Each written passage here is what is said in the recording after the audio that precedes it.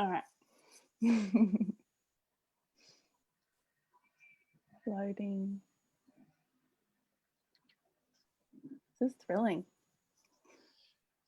Exciting. Who needs to leave the house for a high? Correct. Yeah, you got your ring light, you got your Yeah. music, you got your Yeah. windows. Yeah. I mean, I got my John. What else can I need? That's essential. John's we're essential. live. Yeah, nice. Good job. All right, beautiful. We did it. We did it. Success. All right. Hello, beautiful John. Hello, beautiful Mariah. So I've already asked you this question because we've been on the call for 5 minutes already, but you know, now that we are... Ask me again, it could have changed. Okay, amazing. Well, I want to know, how are you feeling in this moment? How am I feeling in this moment? I'm feeling excited. I can feel a little bit of anxiety because it's live now. So the energy changes a bit. It's like, oh my God, now it's real. What else am I feeling? I can feel like there's a part of me that wants to keep drinking to avoid my anxiety. So like pulling out my water bottle, tea. It's like, oh, let's swallow this anxiety down. You don't need to be here. I want to feel confident, and so I can feel that. What else is going on? I feel really excited. This feels like new. It feels like a rekindling of like a lot of the conversations that we've left off, and the energy around like Ista. I just love, like, this feels like fanning those flames and allowing the steam to build, and that's what I'm feeling. Yeah, I love that. I love the vast view you have of your internal landscape. It's really stunning how you can just pick up on those subtle sensations that are happening inside you. Thank you. I've shared. So what are your thoughts and feelings on how you're feeling? What's going on for you right now? My thoughts and feelings on how I'm feeling.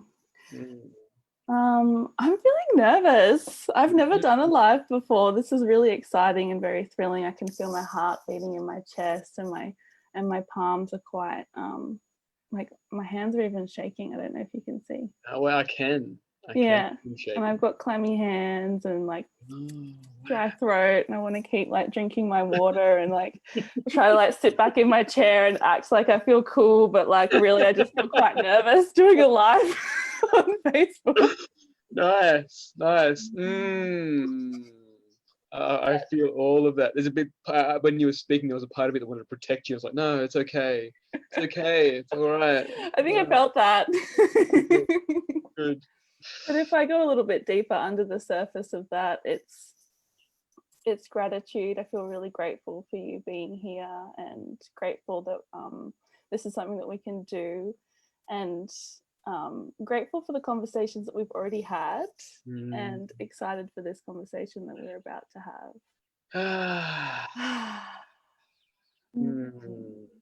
Yeah, so feeling very good. Good times. Where shall we begin? I'll follow your lead. All right, I'm leading. If you don't feel like leading, I'll lead. Maybe we can interchange. I like that. So I'm a big fan of your work, John. Everything that you put out on Facebook is just, I really admire the quality and the thought and the passion that goes into everything that you write. And every time, I often find myself actually like late at night on my phone, which I shouldn't be, and I just come across one of your posts and I read the whole thing and I'm like, that's changed something inside me. So I'd love to hear, well, we're talking about freedom of sexual expression today, and you express yourself so beautifully with your writing, and we've had a few gorgeous conversations as well. So I'm wondering what it is that you feel called to speak to on that. Ooh. It feels like sexual expression, like being able to start with yourself. It's like, for me, I live in a house with 6 other people who are not family members. So all from various healing backgrounds, that they've done various depths of work. So for me, part of my morning routine is I've been doing some mantak cheer exercises, which is the slang is one's called like penis sharpening, and the other one is like a power locking technique. So while I'm in the shower, like part of my expression is just being able to like breathe and breathe deeply enough, knowing that there's a good chance, and making sounds of pleasure sounds. My housemates can hear me in the shower. Yes. So, and it's like it's like and the way the shower is, it's like an auditorium. So there's no sound absorbing materials in the shower. It's like, okay, it's like this is like a loud hailer. So for me, it's like I can feel that there's elements of like self-consciousness that sometimes, oh, I'm feeling really self-conscious right now, and then it's like feel that, acknowledge it, don't judge it, and then just lean into it and push into it and make myself louder. Like, what is that I really want to say and really want to express? So I feel like, and for men in particular, like if I'm talking about my whole sexual journey, like starting with pornography, and that was kind of where I learned a lot about sex. And then with my family, we didn't talk about sex. So like I never heard my parents being intimate. There was a sense of shame around expressing physical intimacy in public. So for me, like even being able to make sound during masturbation was like, no, it's like you can't, not allowed to do that. It felt super uncomfortable. Exactly. And it wasn't until I did Easter, that ceremony that we did in Easter, of like masturbating by ourselves, and I was like, I broke down into tears around like, first of all, I don't know what I want sexually, like for myself, and like just the shame around being able to verbally express my pleasure. So yeah, what are your thoughts and feelings around what I've shared so far? Yeah, I mean, I love picturing you just in the shower making noises so your housemates can hear. Because something really stood out for me there, which you touched on, was actually the journey of locating what it is that you actually desire and want. That was such a big piece for me as well. I remember like so many of my sexual encounters were me just molding myself to what I thought my partner wanted, what I thought my partner wanted to see, or with men as well.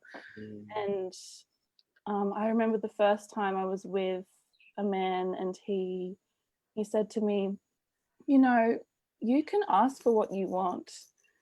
And I just started crying. I just lost it. I was like, what? I don't know what I want. I don't know what I want. I don't know how to ask for it. And so I guess I'm curious, like, if you could speak to part of your journey of how that introspection looks, working out what it is that you desire and what it is that you want. Interesting. Okay, so I'll split it into two. One into myself. So knowing what I want for myself is ongoing. So like for me, just slowing right down and listening to my breath and just enjoying other parts of my body that I wouldn't normally enjoy. So like my nipples, or like my anus in particular. So like for me, like moving into anal play has been something that's been very like taboo for a lot of men in general. Yeah, so like everyone. Right. So for me, like I bought a toy recently, and what I love doing is like wearing it outside of the house. Yes. So like because I'm like, but women get all these fucking yoni eggs. I want something for me. I want to be able to practice for me. Like what I else? support this. So I was like, put this toy in and just like wear it to Bunnings or wear it to the shops, and as I'm walking, like I can feel like the waves of like pleasure coming through me, and every now and then I'll like bite my lip out of like just like, oh, this feels really good. And then and I'll be like, oh wait a minute, I'm actually biting my lip right now in standing in line in Bunnings. So it's like just allowing that sexual energy to flow everywhere. That's for myself. Like being able to explore what I want for myself has been just an ongoing, and I feel like it will be an ongoing journey. And then intimacy with another person, so the energy changes a little bit. So again, that's ongoing as well. So for me, it's been like I'll feel like an inner hunger that is this that hunger that I want from this other person. So it could be anything um, like I want to feel your breasts on my body, so can you take your shirt off, or um, like I want to feel your weight on me, or can you touch me like this, or can you stop touching me like that?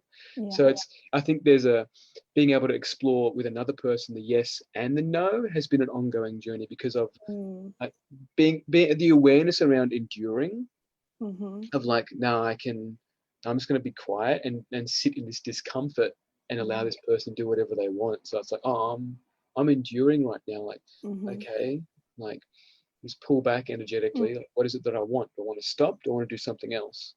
So I feel like there's two schools of being, of consciousness, myself and with another. Yeah, thank you so much for speaking to those two separate avenues, because I really do feel like they deserve their own separate mention, like your own self-pleasure practice done solo, and then also coming into union with another. And I don't know about you, but for me, like when I'm with another person, I find it to be such a constant checking in with myself, like, but also having to remain in connection and in presence with the other person. So it's kind of like you're multitasking. You are not only in deep, deep connection and reverence with honoring yourself and what it is that you need moment to moment to moment to moment, but you're also staying completely present with another person moment to moment to moment to moment and reacting to that.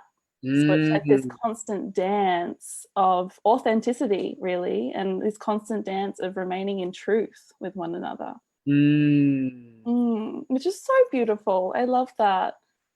Yeah, me too. Yeah, it's beautiful. And thank you for that reflection as well, because like that dance concept, I think it really is a great analogy.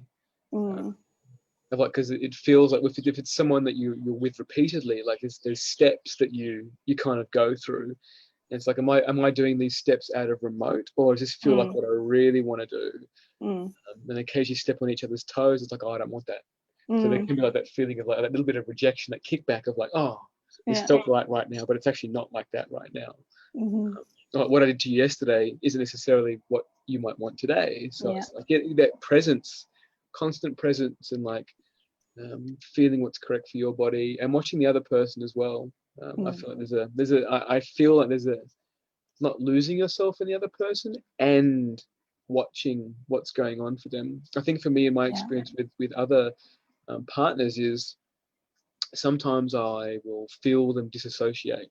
I'll be like, okay, this something. I feel like you're no longer here. So it's like, let's just stop, reset. Like, what's going on for you? What are you feeling? Like, do you know where you are? Like, let's just stop. What's going on? So I feel like there's a balance to like just taking complete 100% account. Well, I think maybe it is, you're just still taking 100% accountability, because the other person's doesn't feel like the other person's there anymore. So you're doing that out of your safety as well. It's like, exactly. You're no longer in connection. The person that you're with has checked out. They're a body, not a present being. It's a tricky one. Dissociation has so many levels to it, so many layers, so many different ways to disassociate, and such a common piece. I feel like we can't really not speak to that when we're talking about two people coming together in a physically intimate way. Correct. Because it just, like, I don't know if it doesn't happen to anyone. I feel like it's something that we all experience, disassociating in that way, because when we feel intimate, when we come close to another person and we feel safe, our shit tends to come up because it's safe for it to come up. And a lot of people see that as a sign of, oh, this isn't working for me, I need to run away, or I need to leave this relationship because the sex isn't good, or I'm checking out, or they're checking out, or I'm freaking out. Whereas it's actually a prime opportunity for healing. And to go into the trigger or uncover what's underneath the disassociation, rather than think, oh, this is something that's wrong with me that I need to fix, or something that I need to run away from.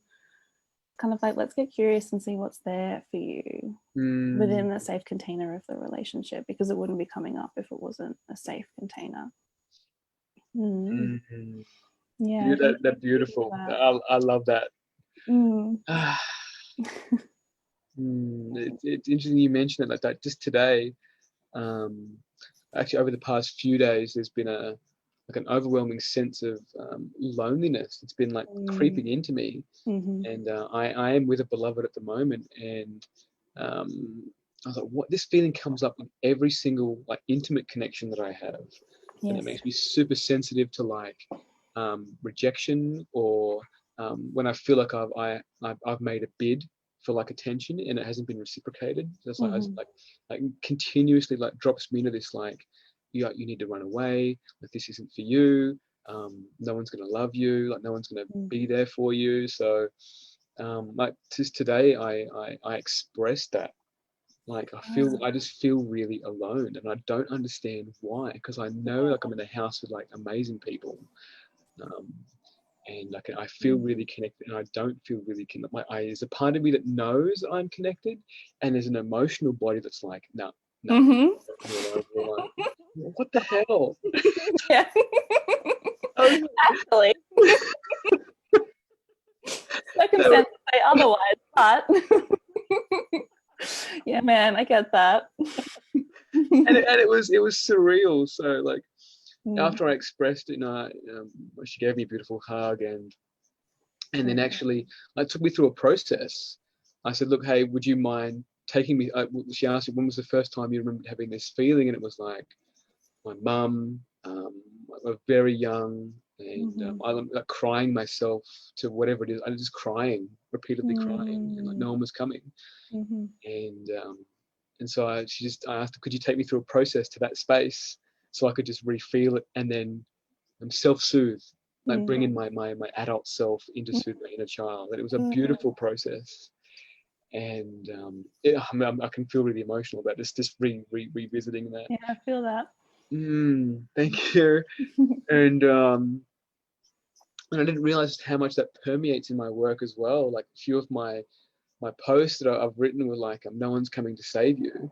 And one of the other beautiful women in my circle said to me, like, no, I'm going to save myself. Like, I am. And the whole thing was just like, it all kind of cascaded into this single moment this morning of like, that's the part of me that's, I don't believe anyone's coming to help me or like going to be there for me. And so I was just trusting humanity that if I ask, in from that vulnerable place, that there will be people that are more than willing, that want to come to me and say, hey, how you feeling, like what's going on for you.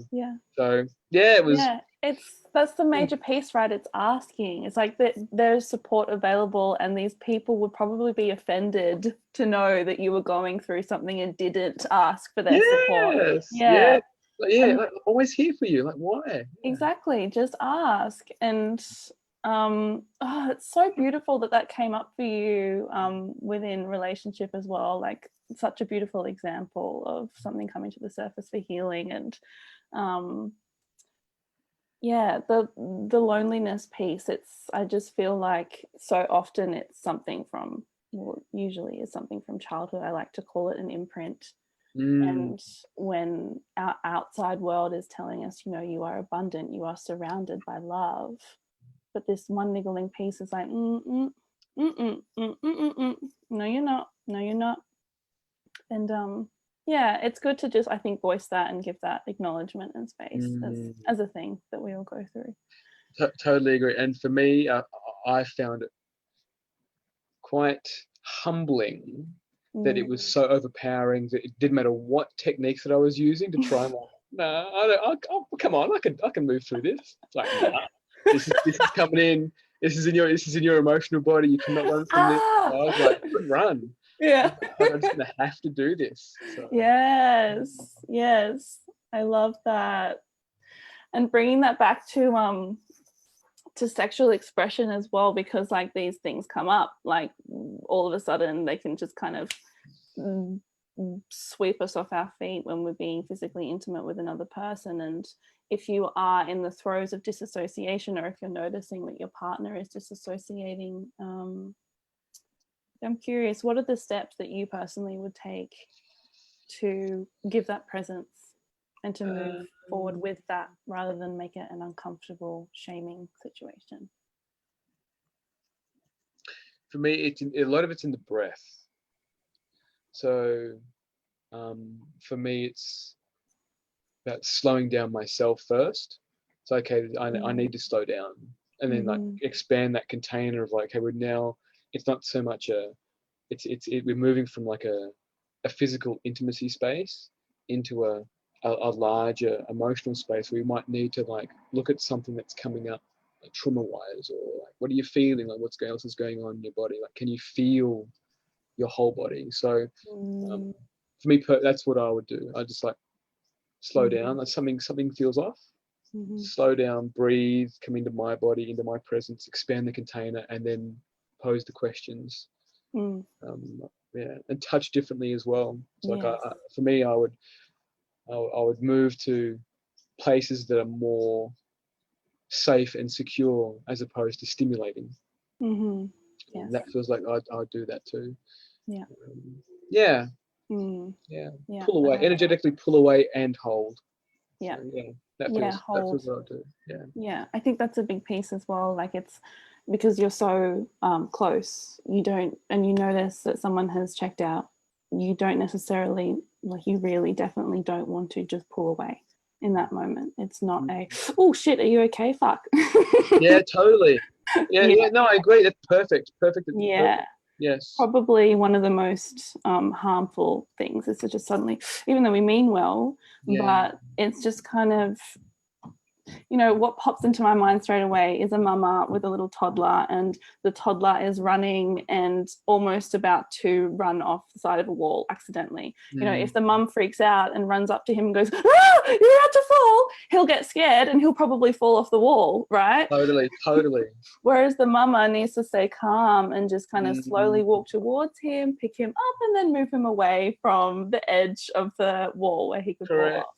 It's kind of the same thing. Like, if you're with someone in that way and you notice that they're disassociating, you just kind of, be with that, be present with it. Don't pull away, just hold, literally just hold. Wherever you're touching, whatever you're doing, just stop and hold and take some breaths together.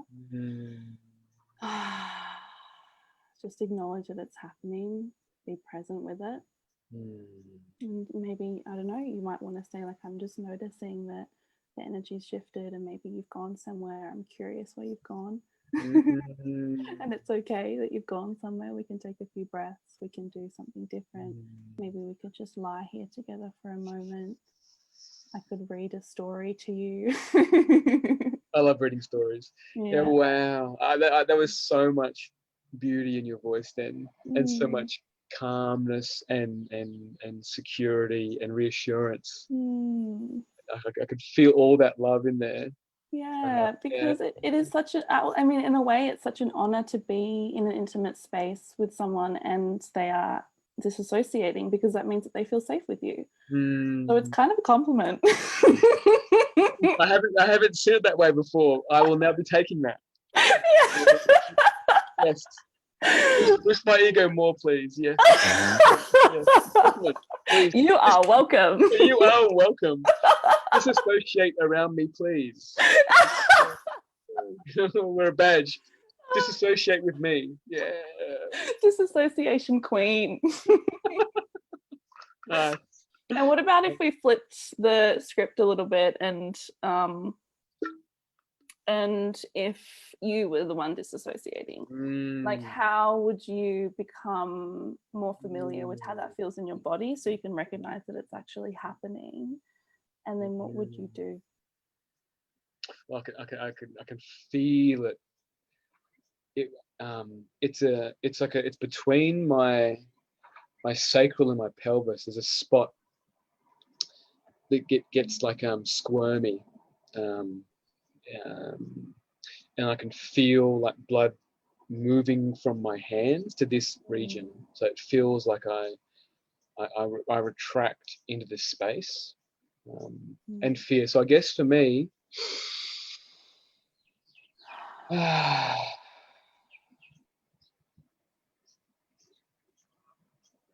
it would be a hey. It feels like it would be a hey. Hey, I'm going through something at the moment. I just need I need to slow down and feel this. Yeah, that's what it would be. Yeah. Hey, I need to slow down. Yeah. I love that. Even with like the hand, just a little kind of, yeah. I love that. Yeah, I think I'm definitely the same. I feel like the pause is a really great tool to bring into any kind of communication. Just, I need a pause. Just need a pause. Can we slow down and just breathe? And I think different people experience disassociation in different ways. So you can kind of disassociate inward, where you go really into your body and kind of disappear. Another way to disassociate is you leave your body, of course, so you've just kind of left the room, you're not there. And another way is you leave yourself, but you go into your partner. So you're just completely there for your partner. You're not there for you. You're checked out of your own body and you're just kind of serving their needs. Yeah, so it's good to kind of notice which one you are. Maybe you can be all three. Who knows? But yeah. That's beautifully contained. I love that. I think a lot of people need to hear that. I feel. Yeah, it blew my mind when I learnt it. I was like, oh, because we throw around this word disassociation so often. It's like, well, what does it actually mean? Like, what are we actually talking about? Yeah.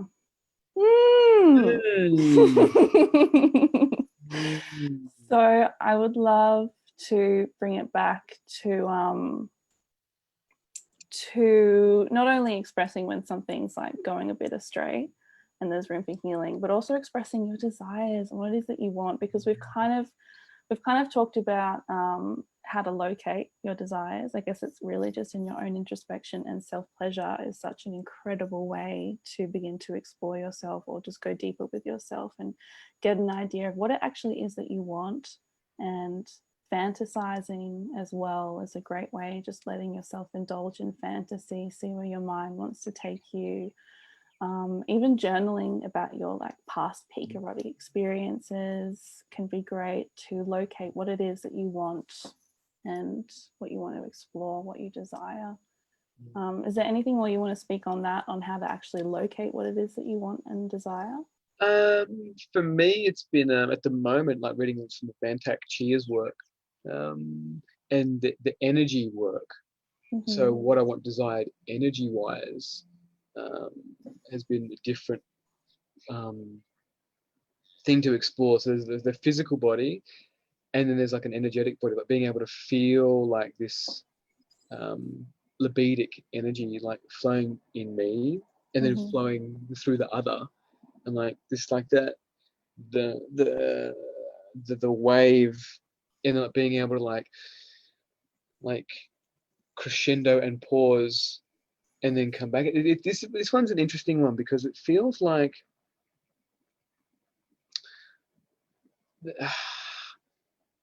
there's not always a verbal expression. So it feels there's something else that's there that feels like if you mentioned it verbally, that it would like interrupt it. So and for me, it's like when I think about like a lot of the exercises I've done, like around consent and all this other kind of verbalizing things, it feels like there's a sacredness in this energy that if it's just allowed and honored and being given presence, that it just flows naturally. And that's what I'm really wanting at the moment, is this energy. Like climax is not like that running to climax isn't something that I'm focusing on right now in my life. It's this energy with another person, like the waves and the connection and the less is more component. So yeah, that's what I'm really enjoying at the moment. For intimacy and touch and expression, is just less is more. Yeah, beautiful. It's kind of like the thing that pops into my mind straight away is when you tune into the subtleties, when you actually place all of your awareness on the subtleties, they're not subtle anymore. They become everything. Mm. It's really beautiful to be able to be so in tune with another person that you're kind of speaking this non-verbal language together. And with that being said, it's like you like we want to acknowledge that you've had a fuck ton of communication like before you've reached this point. You know, you can't just kind of like dive into like deep total attunement with another person and not like, you know, have those Correct. chats beforehand. So Correct. yeah, want to give that voice. But yeah, it's so beautiful, so beautiful. And which I, you know, it even kind of brings it back to us talking about disassociation, but it's kind of like being aware of where you're placing your awareness, where you're placing your attention. You know, are you, and like what is presence? It's kind of like when you're speaking and you're saying that you can't put words to it, I'm kind of like, well, yeah, you can't really describe what presence is. You know, you can't really describe what sharing eros is with another human being. It's an embodied experience. Yeah. Mm. Oh. So good. So good. So good. So juicy. I've lost what my original question was on that piece. Good. It was meant to go. Good. What's next? We're feeling to what's next. Well, you know, John,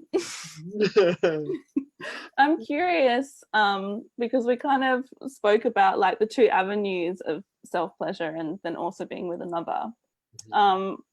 We've spoken about being with another. What about like the self-pleasure being a way to locate your desires and communicate your desires? Like maybe someone wants to practice and they don't have a partner at the moment, but they want to practice asking for what they want and what they desire in life.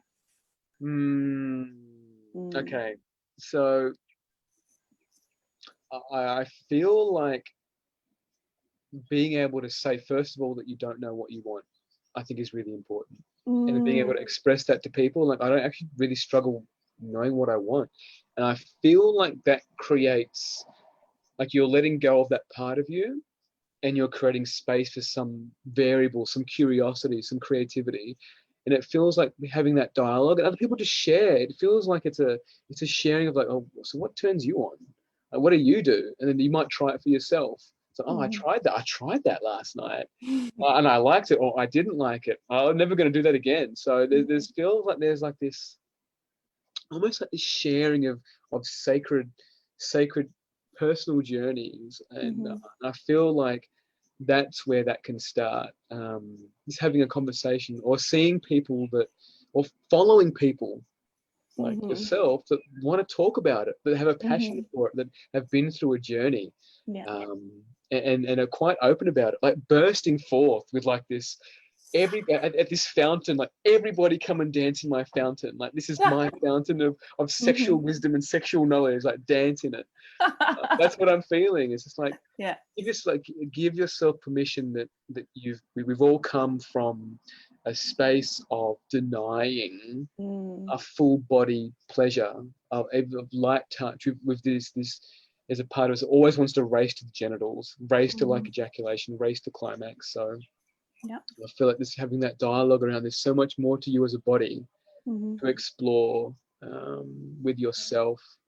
And yeah, I feel like the dialogue feels first, and then so you know where to go and what to do. Like, do I need oils? Do I need candles? Do I need the bath? Do I need this? Like, do I need toys? Like straight up, it's like, no, I need toys straight up. Like, it's like no, just slow it right down. Like, just like feel like for me, like I love like this, like on myself. Like I love underside of my arms, like so good. So good. So good. And then wrists and just being able to touch like the neck and like just gentle, and the breath. Like just slowing right down, and when you feel like you want to race to like your genitals, it's like witness that, watch that. No, this is a pattern that I'd like to change, and then just come back to the rest of your body. So I feel like it's an ongoing journey, like any journey. Like,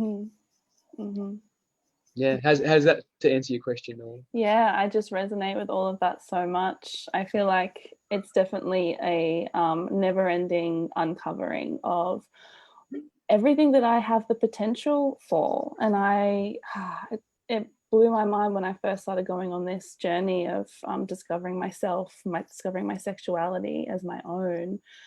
I reached this point where I was like, oh, I am capable of everything, like all of the roles, all of the different sexual expressions. Like I can do it all, and I want to do it all. Like I'm not just submissive.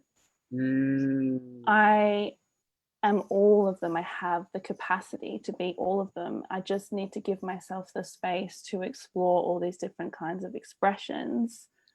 A safe space, whether it's by myself in my own practice or with a partner, it doesn't really matter. Like a lot of the time for me, it was in workshops. I would like tap into a part of myself, and it's like, I didn't know that was there. She kind of scares me a little bit, but I like it.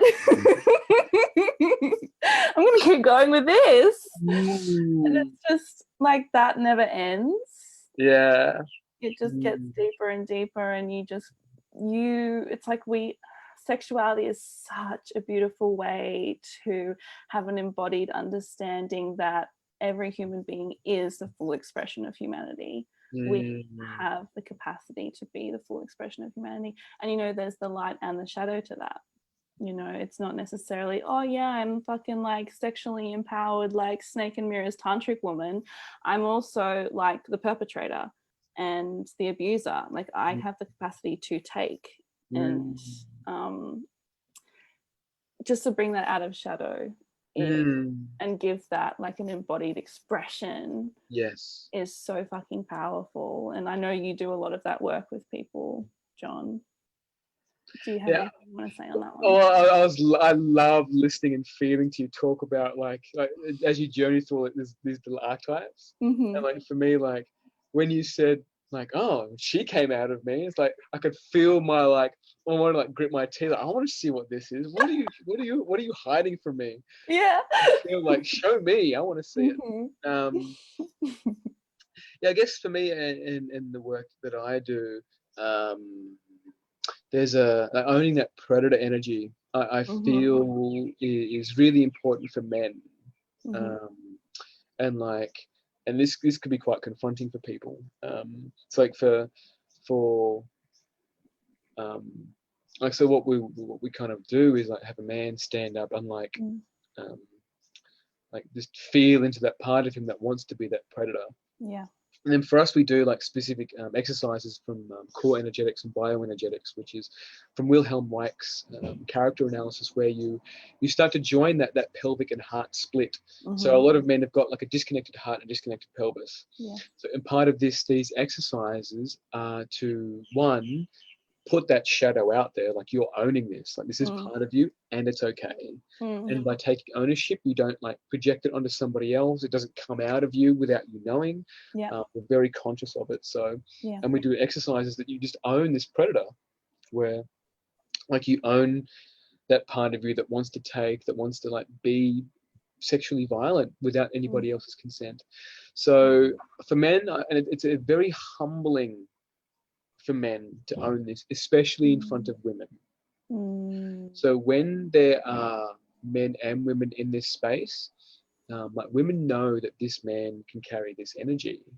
And if a man is humble enough, he might put his hand up and say, hey, which of you women who feels like I could hurt them, or what do you really feel about me? And some of them might say, yeah, I feel like you would, given the opportunity, you would take advantage of me. I feel like you're secretly trying to get into my underpants and you just don't want to be open about it. So you're doing it in a sneaky and sleazy way.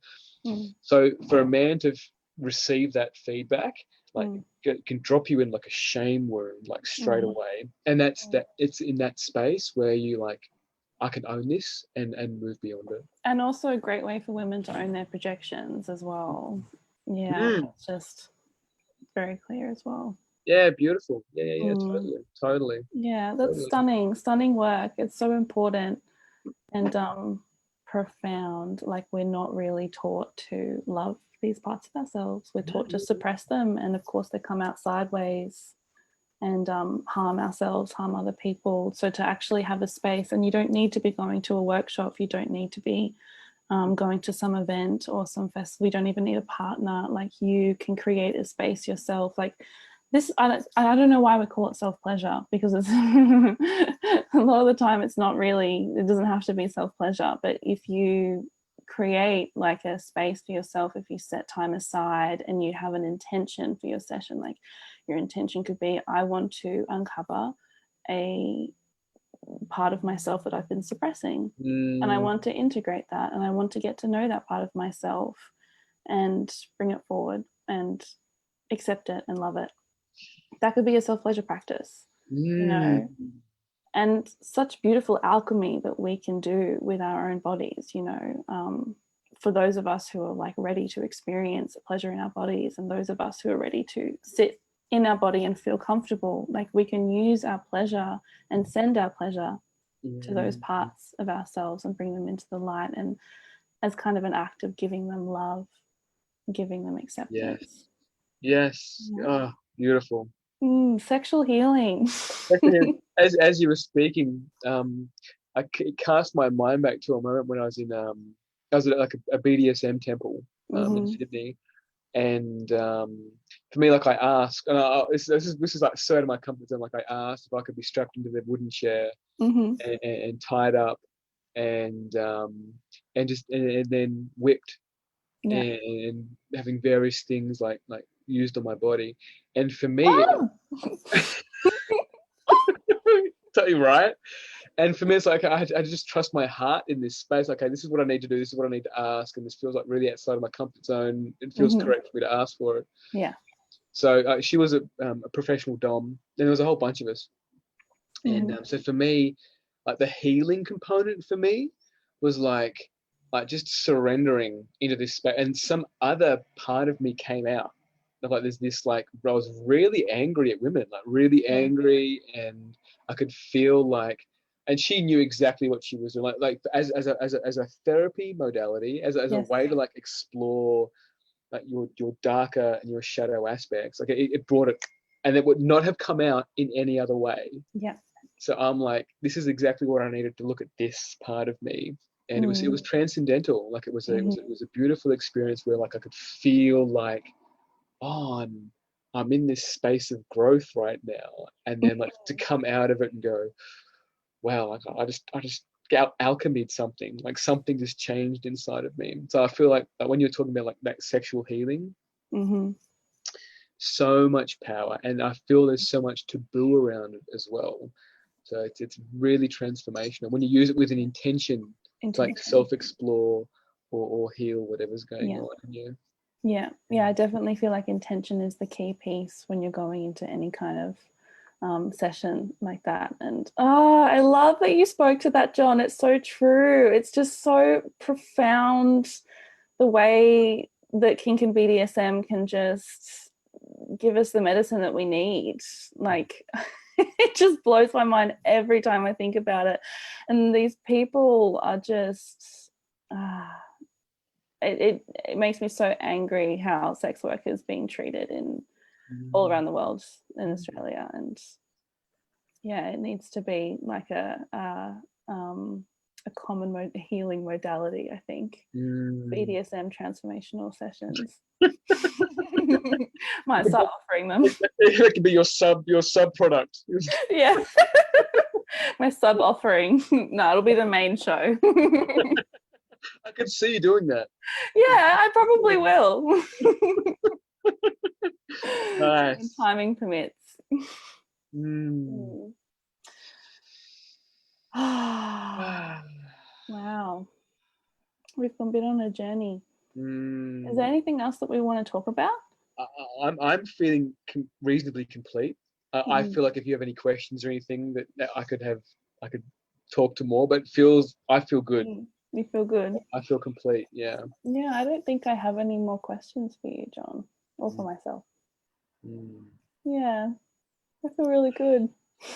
Ah, Oh, well, thank you so much for being here and for speaking your truth and um, your wisdom. Thank you so much for your wisdom and sharing your experience and your soul with me, with us, and yeah, deep gratitude for you, John.